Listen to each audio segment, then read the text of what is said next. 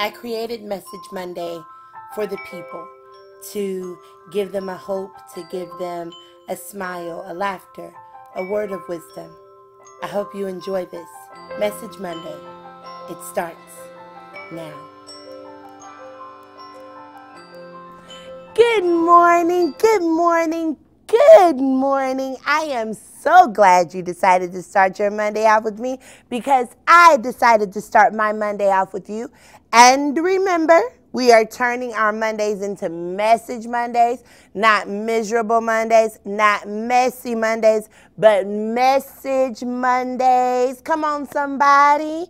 And so our hot topic today is dating. Dating in the church, dating in the workplace, just dating. And I have quite a bit of experience in this area, because I had lots of boyfriends, lots of frogs, guys, lots of frogs. And so, but they were experiences. There are things that I was taught. And so the scriptures that I'm going to be pulling from today is Matthew 22:39. And it says, "And he said to him, you shall love the Lord your God with all your heart and with all your soul and with all your mind." And then I'm going to use as well 1 Corinthians 15:33. "Do not be deceived. Bad company ruins good morals." And so the reason why I picked that is because I find often that we can become so convinced on needing companionship that we forget what we're supposed to do.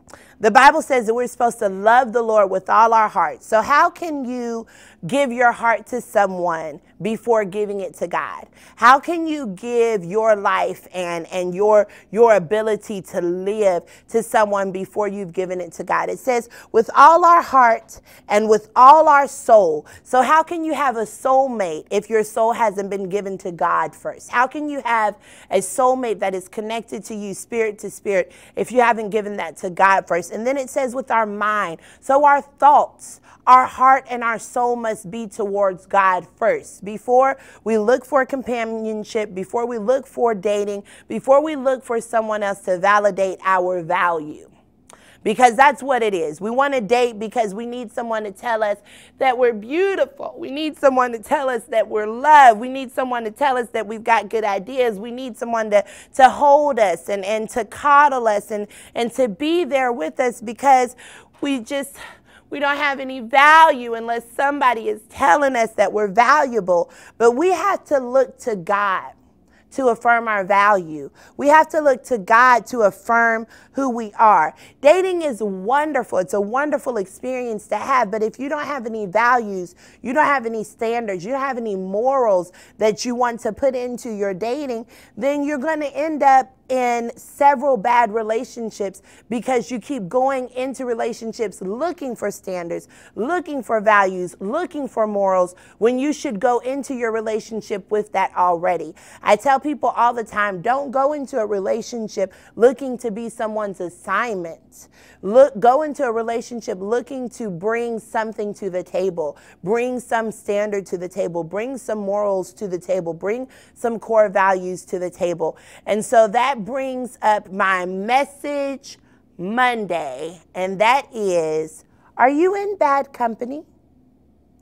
Because sometimes our morals and our values, they are diminished and they are devalued because of our surroundings, because of our company, because of what we are allowing people to say in our ears, because of what we are allowing people to tell us is good and what is bad, because we allow people to set our value, because we allow people to set our morals and our core values, then we end up ruining that moral because you got information from a bad seed. You got information from a bad tree. You got information from someone who was envious of you. You got information from someone who is jealous. You got information from someone who is single. You got information from someone who has not experienced relationship. And now you have allowed yourself to fall into sex. You have allowed yourself to fall into sin. You have allowed yourself to be devalued by the men that you are dating because you are not valuing yourself. My father used to tell me all the time, men can smell desperation from miles away. Until this day, I absolutely believe that is true, because a man is more inclined to want to be attached to the woman that will freely give her body without moral, without value, without any what's the word I'm looking for?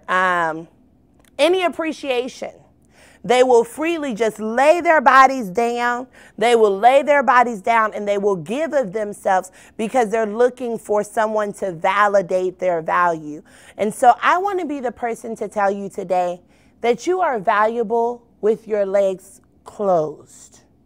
You are valuable whether he says you are or not. You are valuable whether she says you are or not. You are valuable because God, before the foundations of the world, decided to create you. And he fearfully and wonderfully made you. And so why would you allow someone to come into your life to detour you from what God said? You are fearfully and wonderfully made. You shouldn't want to be attached to someone whose heart, mind, and soul are not directed to God. Because our word clearly states that we are to love God with all our hearts, all our soul, and all our mind. So you need to be attaching yourself to people who are doing what the word says. You need to be attaching yourself to a man who says, oh no, I respect you. I honor that your body is a temple. I honor that you have a relationship with God, and I have a relationship with God as well. So we are both going to remain abstinent until God has given us the okay to enter into sexual relationship. Because the minute that you enter into a sexual relationship with someone that doesn't value your morals, the minute that you enter into a sexual relationship with someone that doesn't appreciate or respect you and what you stand for, you connect yourself in a soul tie. And then you connect yourself in not just a soul tie with the person you're sleeping with, but you connect yourself in a soul tie with every person they slept with.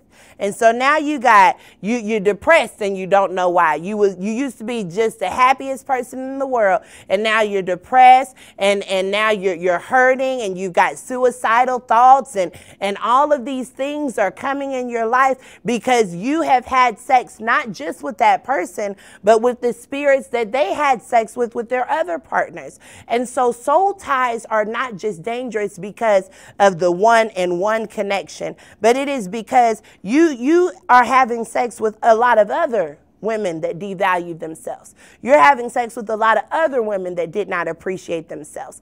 And so until you value you, no one else can. Until you make a stand to say, I'm not going to connect myself in a soul tie with someone who hasn't disconnected their soul ties. Because a lot of times they haven't even severed their soul ties. That's a whole different message for a different Monday. But right now, I am declaring over your life that you would begin to have morals, that you would begin to have values, that you would begin to have standards, that you wouldn't date for fun, but that you would date for purpose, that you would not allow not one more person to devalue or to de-appreciate you, that you would begin to appraise yourself, that you would begin to appraise yourself, and that you would begin to love yourself and to love God, and that you would be so hidden in God that a man or a woman has to find God in order to find you. If he says, I love you, then he should be able to wait. If he says, I respect you, then he should be able to respect what you stand on. And if he can't do that, he's not the one for you. And so I pray that you look with a discerning eye, and that you look with your spirit, and you try it by the Spirit, so that you don't consistently get hurt and get broken because of what you put yourself into. And so that's how I feel about dating. And so I pray that that prayer seeps within you, that you go through this week making sure that you evaluate your company, and that you evaluate yourself and appraise yourself and value yourself. And so until next week, I'm loving you, so you do the same.